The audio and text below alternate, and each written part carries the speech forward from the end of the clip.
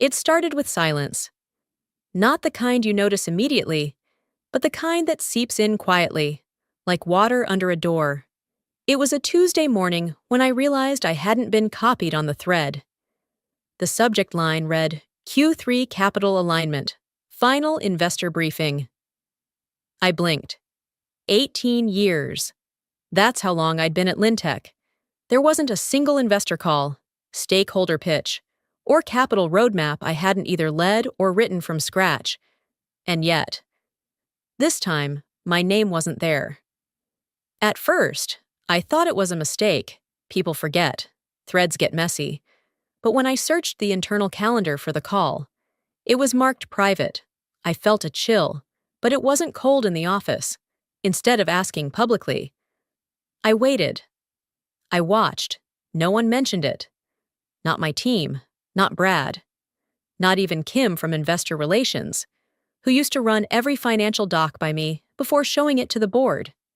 It felt off, like I had been gently pushed out of a room I used to design. Then the message came in. Leah, the girl I'd once mentored as a summer intern, now a junior analyst, messaged me on Slack. Marissa, they're in a meeting with the board and the new backers. Your name didn't come up. I thought you were on this? I stared at the screen longer than I cared to admit. Leah didn't mean to stir anything. She had always been earnest, observant. She noticed what others ignored. Thanks for letting me know, I typed back, calmly. But my palms had gone cold. It wasn't just a meeting. It was the final funding round, the biggest one since Series C. And I wasn't just anyone. I had brought in the first 3 institutional investors. I personally maintained the trust bridges with every single one of them. They knew me, not Brad. They knew my signature on every forecast, every projection. Why wasn't I in that room? Across the glass wall of my office, I watched the conference room fill up. Brad adjusted his tie. Kim reviewed papers. A few unfamiliar suits took seats at the table. I watched them laugh at something Brad said. And for the first time in my career, I realized I might already be on the outside before anyone said it out loud. I didn't sleep that night, not from panic, more like static. My mind wouldn't settle, caught in a loop of questions I couldn't quite form. The moment Leah messaged me, something shifted. The air around me felt different, hollow, lighter, but not in a good way. By morning, I'd convinced myself I was overreacting. At 9 o'clock sharp, a calendar notification popped up on my screen. Catch up, Marissa, Brad, and HR. Conf Room A. No agenda, no attachments, just 20 minutes blocked off. Starting in 5. I stood up automatically, clutching my notebook like I always did. Though I had nothing to write down, something in me whispered, don't go. But I shut it down. I was the kind of professional who showed up, no matter how awkward the room felt. As I stepped into the conference room, Brad was already seated, hair slicked back, navy suit, no tie. Kim from HR sat beside him, expression carefully neutral. She didn't smile. Marissa, thanks for making time, Brad said, folding his hands like we were about to discuss quarterly projections. I gave a nod and sat down slowly. My gut tightened, but I said nothing. Then came the sentence, the one that emptied everything. We're letting you go. Just like that. No preamble, no discussion, no performance review. Just a flat, well-rehearsed line. I blinked. I opened my mouth to speak, but nothing came out. The words sat in my throat, heavy and shapeless. Brad continued. His tone clipped, but oddly, relieved.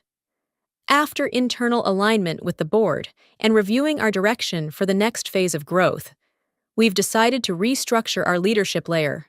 Unfortunately, your position has been impacted. It was corporate speak, carefully engineered to sound impersonal, but underneath it was the unmistakable truth. I was being erased. Kim slid a sealed envelope across the table. Her hands trembled slightly. I watched her eyes. Not the envelope. She couldn't meet my gaze. I looked down. The date printed on the letter? Yesterday. They had known before I walked into the room, before the meeting invite was sent, before Leah messaged me. This wasn't sudden, it was scripted. Effective immediately, Brad added, as if that made it any cleaner. We'll ensure a smooth transition. Your accounts will be disabled by noon. Security will escort you for your belongings if needed. If needed. Like I might throw a chair through the window. But I didn't move. For the first time in my life. I was completely still, not calm, not composed, just numb. I looked at Brad. This man I had mentored when he was 23, taught how to navigate client pushback, edited his first deck word by word. He wouldn't even meet my eyes. 3 minutes. That's how long it took to fire me after 18 years, 7 expansions, and $1.5 billion in annual revenue, most of which I had built, client by client, line by line. I didn't cry, I didn't argue, I simply stood, envelope in hand, and walked out. Not out of dignity, out of shock, because when your whole world collapses in silence, your body goes on autopilot, and your soul, it waits behind, too stunned to follow. The click of the door behind me felt final. I stepped out of conference room A, gripping the envelope like it might burn through my palm. My heels made soft, unsteady taps on the polished floor, and for the first time in years, no one looked up. Not Amanda from Strategy, who usually greeted me by name. Not Charles from Legal, who once called me his reality check. Not even the new front desk associate I trained last quarter. They knew. Everyone knew. It had only been minutes since the meeting, but the silence in the hallway told me word traveled faster than sound. I walked back to my office, if I could still call it that, and slowly pushed open the glass door with my name etched in silver across it. Marissa Grant, SVP Strategy and Partnerships. It glinted under the fluorescent lights, unaware that the title no longer belonged to me. I closed the door behind me and stood there, frozen. Then I moved like someone trying not to disturb a sleeping animal. Quiet, deliberate, mechanical. I pulled out a file box from under my desk and started filling it without thinking. A framed photo of my first product team. The Japanese bonsai a client had sent after a successful launch in Tokyo. The notebook where I'd drafted our original API flowchart on a red-eye flight to Seattle. Each item felt heavier than it should have. Then came the footsteps. I turned. Leah stood in the doorway, small, awkward, eyes wide with something between disbelief and heartbreak. "They really did it," she whispered. I nodded once, swallowing hard. My throat burned, but my voice wouldn't rise above a whisper. "They didn't even let me speak." She took a hesitant step forward. "I don't understand. You built this place. He was your intern. I've seen the pictures." I forced a smile. "Things change." Her eyes welled. And before I could stop her, she crossed the office and wrapped her arms around me. It wasn't a long hug, but it was the only human warmth I'd felt all day. When she pulled back, her voice trembled. "They're in the main conference room, pitching the new direction." I nodded again, not knowing why that hit harder than the firing itself. Maybe because it was happening so fast. Maybe because I hadn't even left the building and I was already forgotten. I walked to the hallway quietly, Leah a few steps behind. My box was half packed. I needed to see. I needed to know. As I passed the glass wall of conference room B, I stopped cold. There, projected in full size on the wall-mounted screen, was a slide I knew by heart. Client retention through trust infrastructure. It was my slide, my structure, my face. They had cropped the photo to fit the new aesthetic, but it was undeniably me. Taken during our last summit in Boston, me speaking to a crowd of 600 about why client success depends not on data, but on relationships. I stared at it, stunned. Brad was at the front of the room, pointer in hand, explaining the model I had built, using my words, my strategy, my image, and no one seemed to notice. Or worse, no one cared.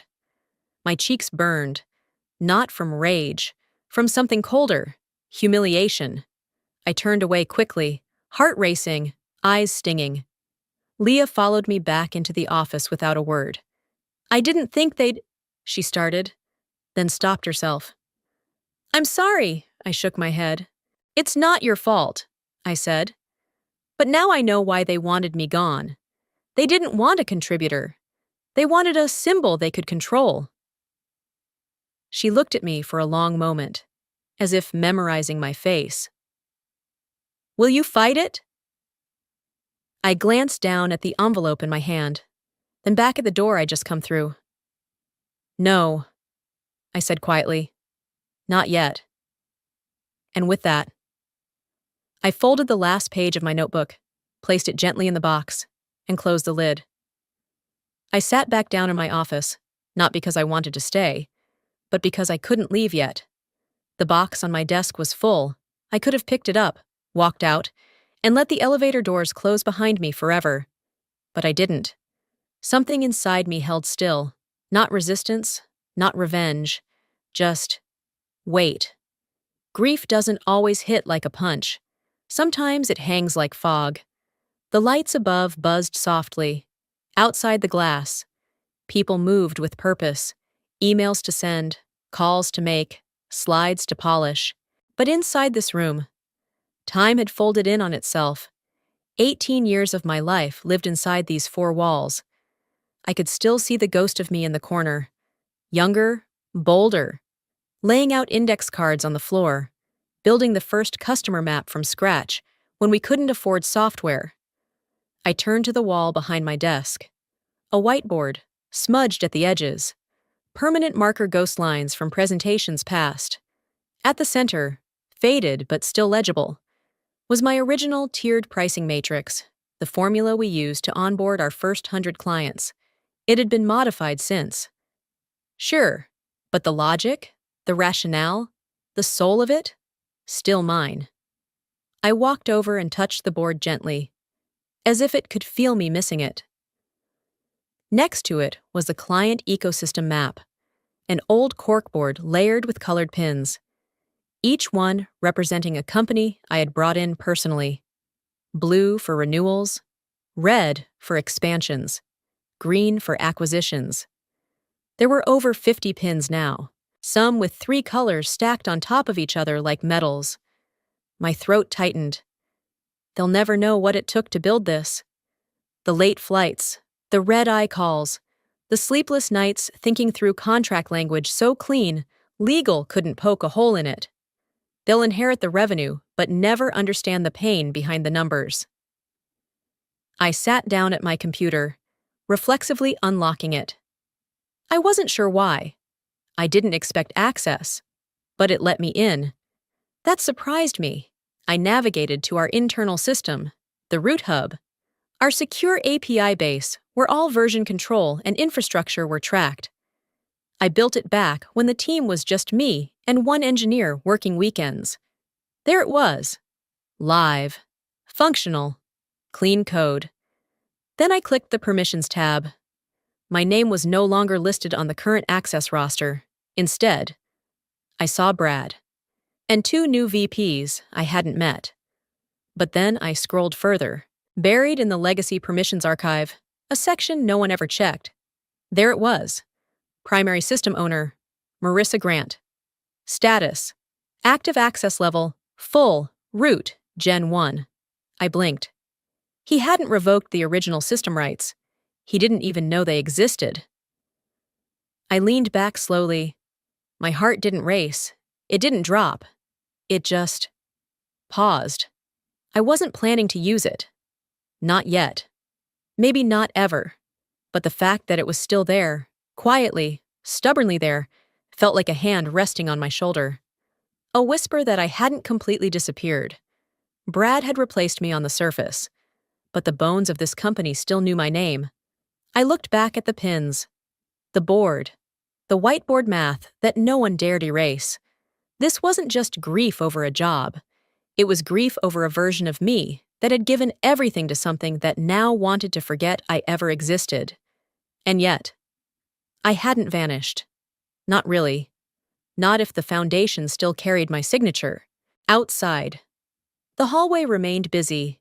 Inside, I sat in silence, not broken, just mourning the version of me that thought loyalty was enough. I didn't expect a parade, but a goodbye would have been nice. I stood in the lobby of the building I had entered nearly every weekday morning for 18 years, and not a single person looked up. The front desk security guard glanced at my visitor badge. Someone had already disabled my staff ID, and nodded absently, his hand already on the next clipboard.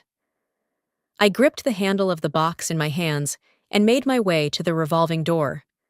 The glass turned slowly, almost reluctantly, as if even the building wasn't sure it wanted to let me go. Outside, the sky had shifted to a muted gray. The street was busy with lunch hour noise, honking, scattered conversations, the distant wail of a siren, but in my head. Everything was muffled. Silence isn't always the absence of sound. Sometimes it's just the absence of being noticed. No one followed me out. No one called after me. The glass door closed with a soft hiss behind my shoulder. And just like that, I was gone. I stood on the sidewalk for a moment, unsure what to do next. I had parked in the garage 2 blocks away, but suddenly the idea of walking there felt unbearable. Instead, I sat on the low stone ledge near the building's fountain, the same fountain where I'd once taken calls with clients in London and fielded impromptu check-ins from board members passing through. Now it felt foreign, a set piece from someone else's life. My phone buzzed. I expected it to be a final notification, maybe the exit checklist from HR, or a request for badge return. But it wasn't. It was Leah. Leah, 2:07 p.m. Marissa, a man from Blackmere Capital, just called in. He asked where you were, said he tried your direct line and email. I told him you weren't in the office today, and he got quiet. I stared at the message, blinking against the sharp edges of her words. Blackmere Capital, one of our oldest institutional backers. I had flown to Singapore 3 times to close that deal. I'd taken the partner out to dinner with his wife, walked him through our security model in a handwritten memo on the plane back. We didn't just shake hands, we built something together. And now he was asking where I was. Not who's taking over, not can I speak with someone else, where I was. The kind of question you only ask when you expect someone to still be there, when their absence means something. My hands went cold, not from fear, from the sudden reminder that I hadn't been erased everywhere. I opened the shared investor documentation portal from my personal account, not because I expected to get in, but because my gut told me to try. It let me in.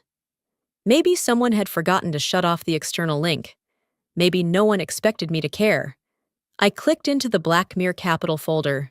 Inside, briefing decks, contract history, active status sheets. And there it was. Lead Relationship Manager, Marissa Grant. Contact, marissa.grant@lintech.com. Status, active. They hadn't changed it. For all their planning, for all the surgical precision with which they sliced me out internally, they'd left the most public, investor-facing relationship unchanged. They assumed names were just placeholders. But trust doesn't move that way. Not with capital firms. Not with people who tied their money to mine. Not to a logo. I sat there a moment longer, the box on my lap, the city moving around me, inside the building. I was a ghost, outside of it. I still cast a shadow, and someone, somewhere, was already asking why I'd disappeared. I didn't expect my phone to ring that night. Most people in my world respected boundaries after business hours, especially after news like mine started circulating behind closed doors. But at 8:42 p.m., My screen lit up with a name I hadn't seen in months. Kazuo Yamamoto, Black Mirror Capital. I hesitated. He was one of the calmest men I'd ever worked with. Measured, fair, impossible to read. We'd shared late-night ramen in Osaka, negotiating the first Lintech Asia Bridge funding. He didn't call unless something was urgent, and he never, ever called without scheduling. I picked up. "Marissa-san," he said, voice taut. "I'm sorry to disturb you outside hours. May I speak freely?" I stood up from the couch without realizing it. "Of course." There was a pause. Then came the question. "They told me you left voluntarily, that you had other priorities and stepped down last minute. Is that true?" My breath stalled. I turned toward the window, watching the streetlight flicker below, unsure how to respond. I could hear cars outside, my own heartbeat, the slight rustle of my blouse sleeve as I pressed the phone tighter to my ear. "No," I said softly. "That's not true." Another pause. Longer this time. "I see." He didn't ask why. He didn't ask what happened. That wasn't Kazuo's way. But I could feel the calculation happening behind his silence, the puzzle pieces rearranging in real time. "I've reviewed the Q3 growth forecasts," he said. "I noticed your signature was missing." I stayed quiet. "You signed every model we ever backed," he continued. "When your name wasn't on this one, I assumed it was an oversight, but it seems I was the one mistaken." His voice didn't rise, but the tension hung between every word like a taut wire. "There's something you may not be aware of," he added.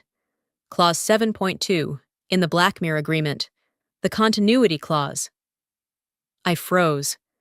I knew the contract like the back of my hand, but not the final revision. Brad and legal had negotiated the last few pages without looping me in. I'd trusted them to hold the line. Kazuo went on. "Now, if the primary architect of the platform, as defined by operational authority, historical authorship, and relationship lead, were to be removed without investor consultation, we reserve the right to withdraw funding without cause or penalty." I sat down slowly. That clause hadn't been in the draft I reviewed. "It was added after our final call," he said, as if reading my mind. "You weren't present, but your name remained listed under Exhibit B, Key Relationship Personnel. That was non-negotiable." I stared at the floor. The living room felt smaller. "They let you believe I walked?" I asked, not expecting an answer. "They did more than that," Kazuo said. "They sent a junior associate to present this quarter's roadmap. She stumbled when we asked how version 3.4 would handle the pending compliance updates in Europe. She didn't know the platform had a real-time adaptability layer. That was my work.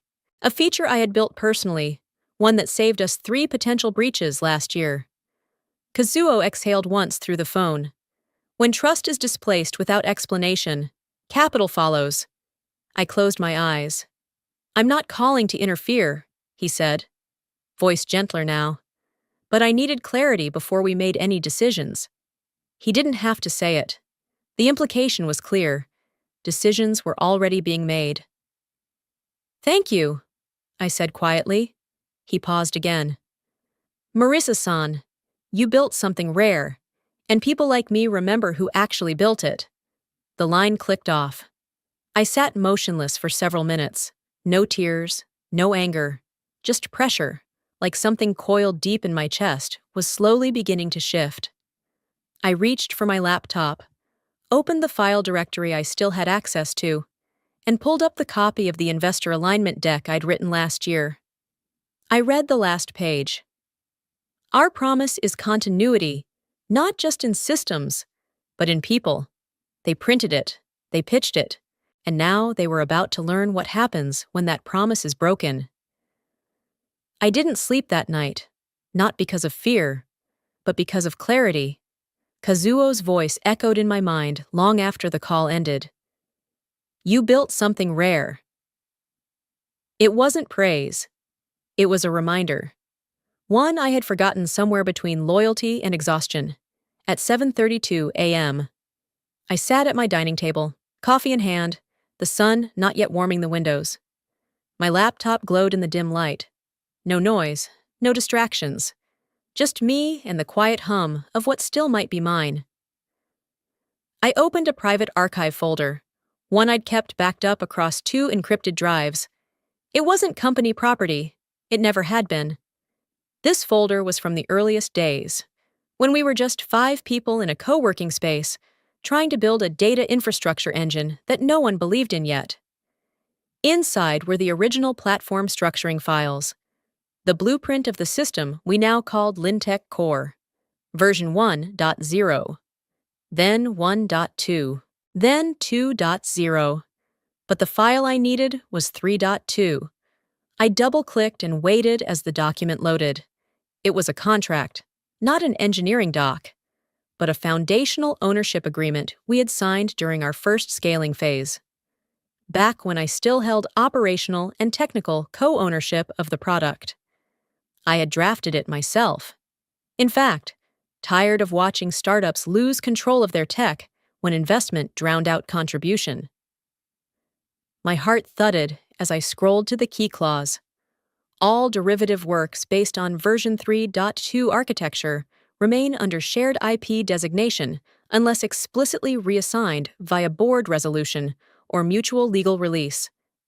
Shared IP. My name was still there. Brad hadn't reassigned it. No board vote, no release, no amendment in any of the files I scanned in the next hour. And Lintech Core still ran on 3.2. Everything above it was cosmetic, add-ons, interfaces, but the backbone, the data logic, the compliance engine, the permissions framework, all rooted in 3.2. And every contract signed in the past 2 years referenced the foundational core technology as a condition of delivery. I leaned back slowly. They didn't just forget. They never understood. Brad thought removing me from the payroll meant removing me from the foundation. But he didn't know that code isn't just technical. It's legal. It's structural. It has fingerprints. Mine were still all over it. I opened the latest copy of a client license agreement from a public data room. A harmless move. Just for comparison. On page 6, in the definitions section, I saw it again. The licensed core technology, as first introduced in version 3.2, shall be considered essential infrastructure. I almost laughed. It was like watching someone steal a house, not knowing you still held the deed to the land beneath it. The silence that followed wasn't numb this time. It was sharp, alive. It wasn't about revenge. I had no interest in burning anything down. But I now knew something Brad didn't. They were building on ground they didn't own. And when that ground shifted, contracts would shake with it. I bookmarked the files, encrypted a copy, and backed it up again. Not for retaliation, for leverage, for options, for control. As I closed the laptop, a flicker of memory passed through me. The day we deployed 3.2 live. Our CTO and I sitting on the floor of my old apartment, takeout containers around us, exhausted and proud. He looked at me back then and said, "You realize, if this works, we're not just building a platform, we're building a moat." I hadn't thought about that line in years. Now, I understood what he meant. They took my title, my office, my place on the org chart. But they had forgotten the one thing that still mattered. I was the moat. Control doesn't always come from power. Sometimes, it comes from knowing exactly when to say nothing and when to listen. By the time the call came in from the audit group, I wasn't surprised. Things were unraveling faster than they realized. The investors had started whispering among themselves. And when whispers turn into meetings, someone always reaches out. It happened at 10:15 a.m., 2 days after my call with Kazuo. The voice on the other end was calm, professional, and direct. "Ms. Grant, I'm calling on behalf of a third-party review committee representing key Lintech stakeholders. They've requested an informal consult, private, discreet, and off-record. I didn't ask who the stakeholders were. I already knew. Blackmere, Northbridge, Agari Holdings, probably a few others watching quietly from the wings, waiting to see which way the wind would turn. They weren't ready to go public with their doubts, but they were definitely ready to confirm them. I agreed to meet later that afternoon. The location wasn't a conference room or a law office. It was a quiet floor of a downtown co-working space. Empty but for 4 laptops and a whiteboard. No logos, no names. Just 4 people who knew enough to know they needed help. "Thank you for coming," the lead auditor said as I entered. He didn't offer his name, just a seat. I appreciated that. It wasn't about introductions. It was about what I still knew. They didn't ask me to accuse anyone. They didn't bait me with flattery. They simply presented questions, architecture details, license frameworks, core product language, and I answered them. Factually, calmly, without bitterness. I wasn't there to burn the company down. I was there to clear the smoke. An hour into the review, one of the auditors paused over a contract marked confidential third-party licensing draft. He pushed it toward me. "Does this look familiar?" I scanned it. And just like that, control shifted. My eyes stopped on Section 11.4. Lintech grants commercial deployment rights of core infrastructure to Orbigen data systems in exchange for a 24-month exclusivity window. Orbigen, a non-affiliated analytics firm I'd crossed paths with 3 years ago, at the time. They'd tried to reverse engineer our data modeling language and failed. I remembered warning Brad, never give them access. They cut corners and rebrand code. And yet, here it was. A licensing draft, signed by Brad, dated last week. But the kicker? He didn't have authority to license version 3.2 core infrastructure without board consent, and more critically, without my release. Clause 9.1 of our original ethical usage contract stated clearly, core infrastructure may not be sublicensed, sold, or shared with third-party entities that do not meet original compliance standards as assessed and approved by the system's original architect. That architect was me. "Does the board know about this?" I asked, calmly. The lead auditor didn't answer. He didn't have to. I sat back in my chair. For the first time in days, I didn't feel loss, or outrage, or grief. I felt steady, like holding a blueprint while everyone else scrambled through a burning building. "I'd recommend halting this draft immediately," I said. "If this goes through, you're not just risking legal exposure, you're undermining your own platform's credibility." They nodded. Notes were taken, screens closed. I stood and gathered my things. "Is there anything else you'd like to share?" one of them asked as I reached the door. I paused. "Yes," I said, turning slightly. "What you're building isn't broken, but it's being held by someone who doesn't understand how to protect it." And then I left. No pitch, no threat, no vengeance, just clarity.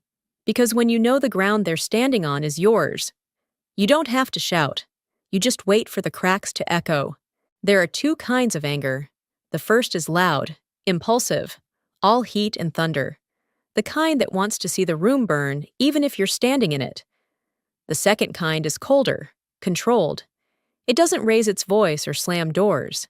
It just waits until the silence becomes a weapon. I chose the second, after the audit. I didn't make any statements.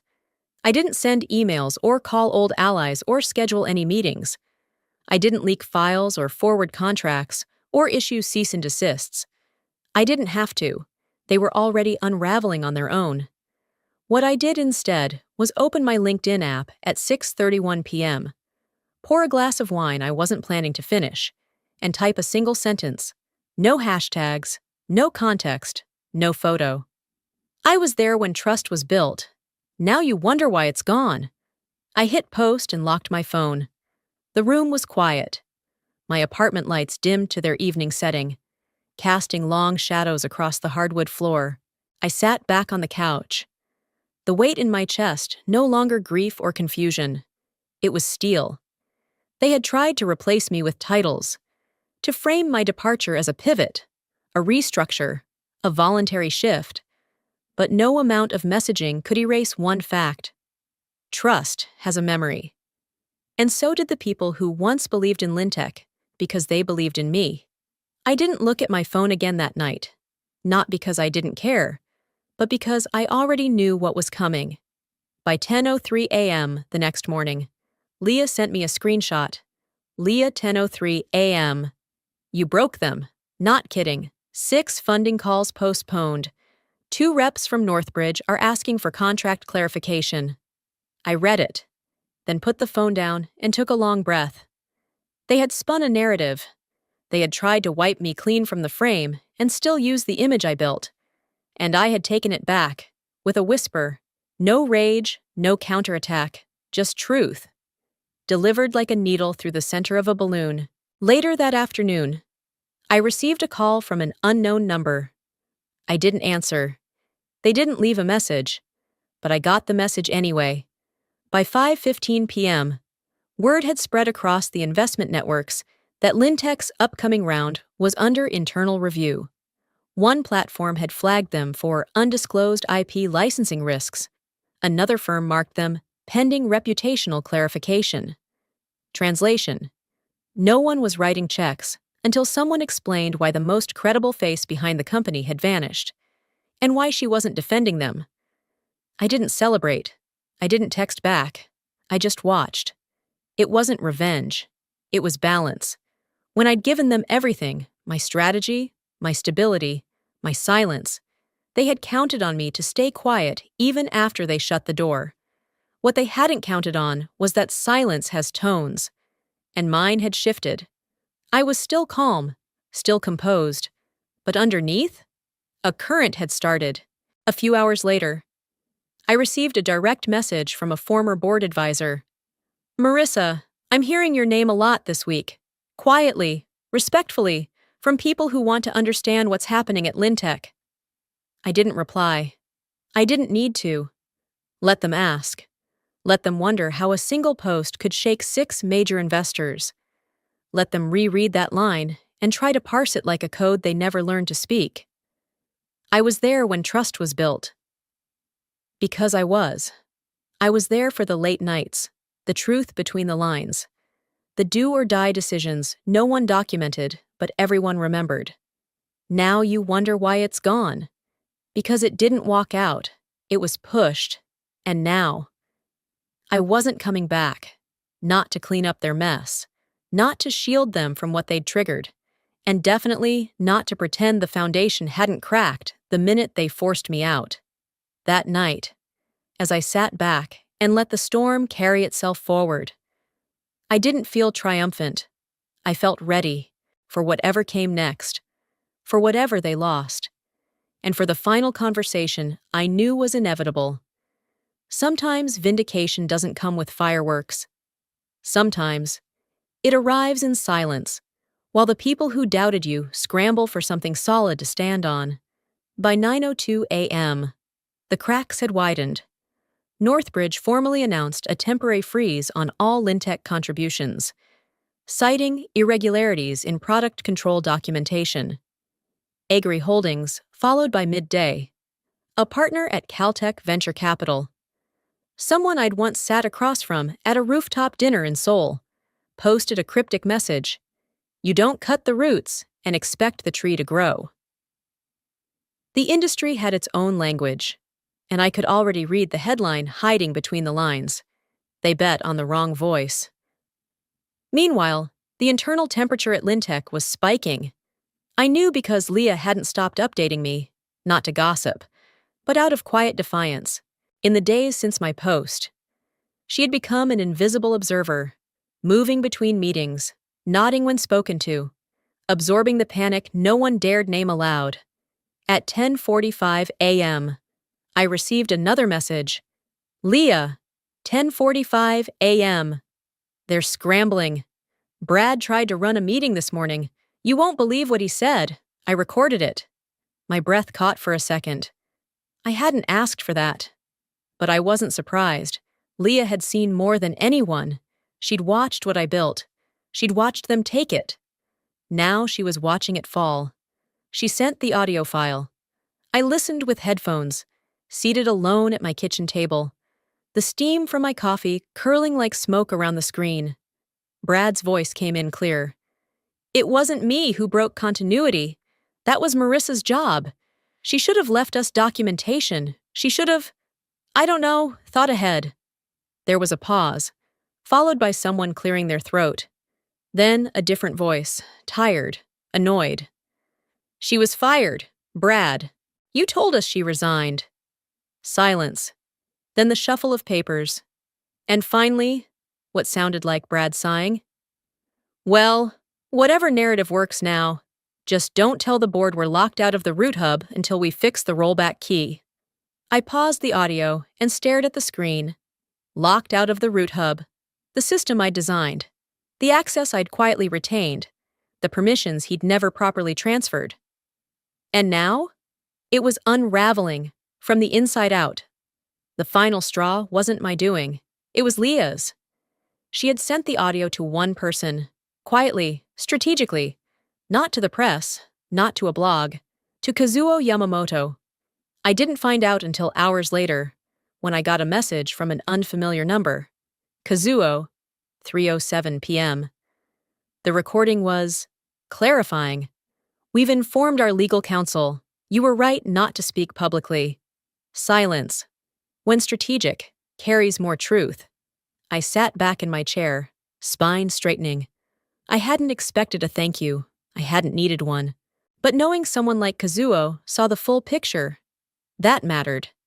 By the end of the day, 6 out of 9 active investors had filed temporary injunctions halting all active financial transfers to Lintech. The remaining 3 requested emergency transparency sessions with board advisors. The press hadn't caught up yet, but I could feel the narrative shifting beneath their feet. And then the call came. Brad. I stared at the screen ringing beside me. I didn't answer.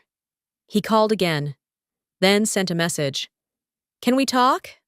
Just 5 minutes. For old time's sake. I deleted it. For old time's sake. I had stayed late to fix his first client deck. For old time's sake. I had vouched for him in front of a skeptical board. For old time's sake. I had trained him to navigate crises with grace. But now, for old time's sake, I let him feel what it was like to be on the outside. That night, Leah sent one final update.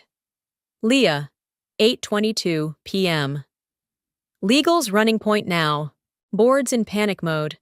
They want to know how we lost the heart of the product without even realizing it. I didn't reply. There was nothing left to say. They hadn't lost the heart. They had cut it out, thinking it was replaceable. But legacy doesn't live in slide decks or org charts. It lives in the people who built the blueprint. Line by line, call by call. I set my phone down, turned off the lights, and watched the city through my window. And for the first time in weeks, I slept without a weight on my chest. The real feeling of freedom doesn't come when the door finally opens. It comes when you realize you never needed permission to walk through it. 3 days after the collapse began, my inbox started filling again. Not from recruiters or reporters, but from people who'd gone silent weeks before. Some were cautious, some were curious. 1 or 2 just wanted confirmation that what they'd heard was true. But one message stood out. It arrived at 9:50 a.m. under a subject line so simple it felt bold. Subject: Next chapter. The email was from Amira Bell, an executive partner at Sequoia North, a quiet powerhouse in the venture world, never flashy, never loud, the kind of operator who didn't bet on noise, but on patterns. I'd met her once at a round table in Austin and remembered her not for what she said, but for how she listened, intently, strategically. Her message read, I've followed your work for years, but more importantly, I've followed your silence this month. If you're open to building something new, Something that isn't a reaction to the past, but a vision of what should come next. We'd like to back it. No pitch needed, just your yes. No pitch, just my yes. I stared at the screen, heart steady. In that moment, I understood something I hadn't even known I'd forgotten. I wasn't just free from Lintech. I was free to begin again. On my terms, with no disguises, no politics, no boardrooms full of people nodding but never understanding. By 11 o'clock a.m., we were on a call.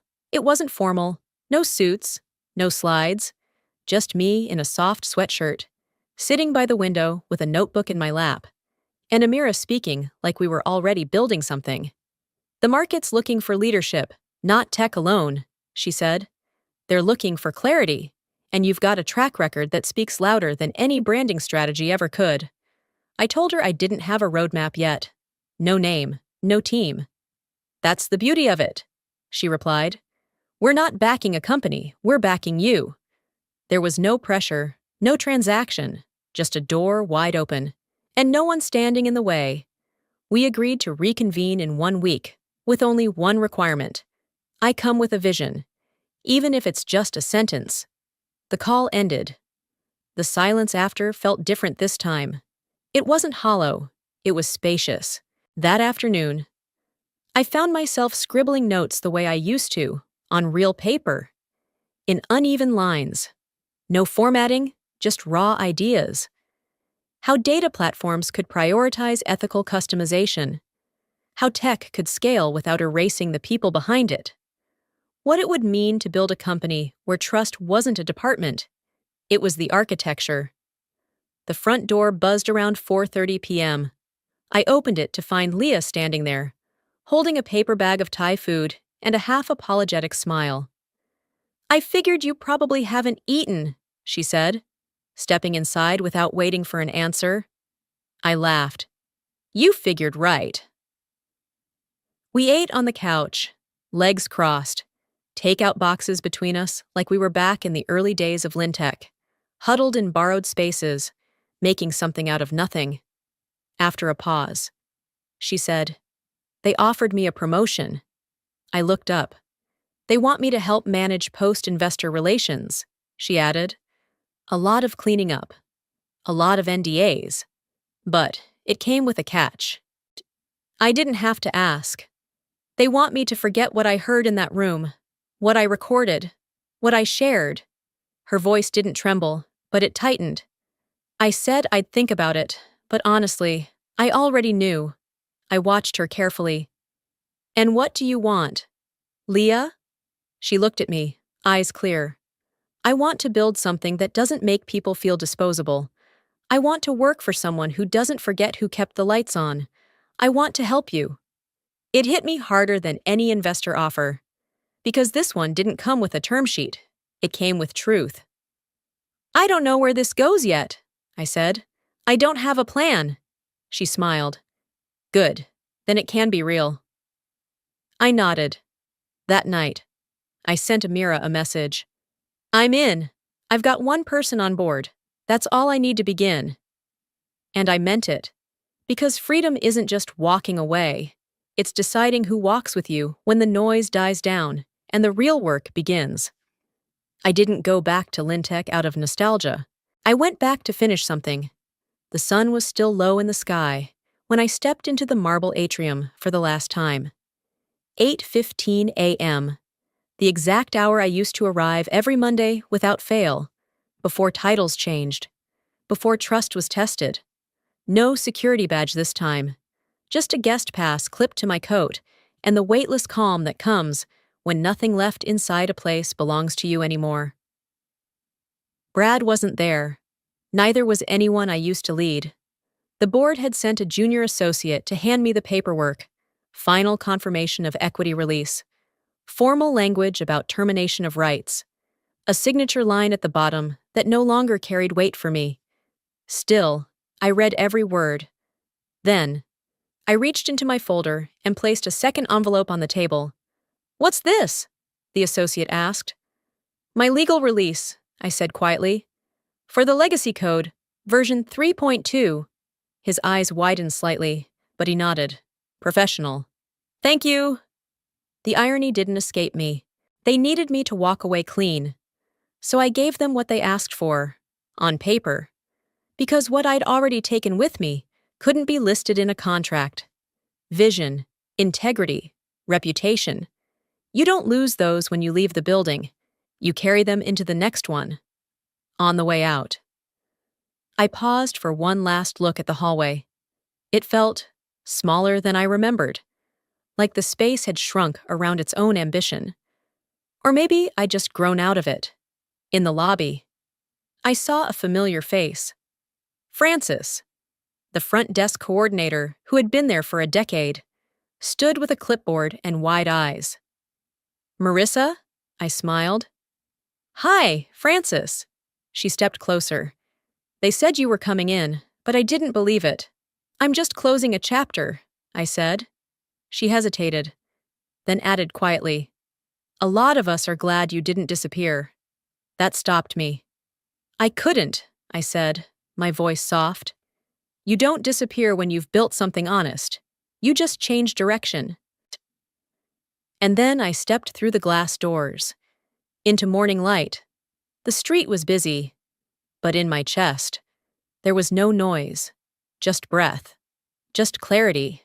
Later that afternoon, I met Leah in the small rented office we'd picked to brainstorm. It still smelled like fresh paint. The furniture hadn't arrived. The Wi-Fi barely held. But we had a whiteboard, and a name on the wall, and two people who hadn't forgotten where they came from, or what kind of place they'd build next. We didn't need a billion-dollar fund. We needed purpose, and room to move without permission. That's freedom. It's not just about leaving behind what broke you. It's about refusing to let it define the version of you that comes next. If you've ever been written out of your own story, or silenced in a room you helped build, just know this. You don't have to burn it all down to rise. Sometimes walking out quietly is the loudest thing you'll ever do. If this story meant something to you, take a moment to like this video, share it with someone who's been through their own version of this silence, and leave a comment below, because your voice might be the one that helps someone else keep going. And don't forget to subscribe to the channel for more stories like this, because the next one might just be yours. We're building something here, together.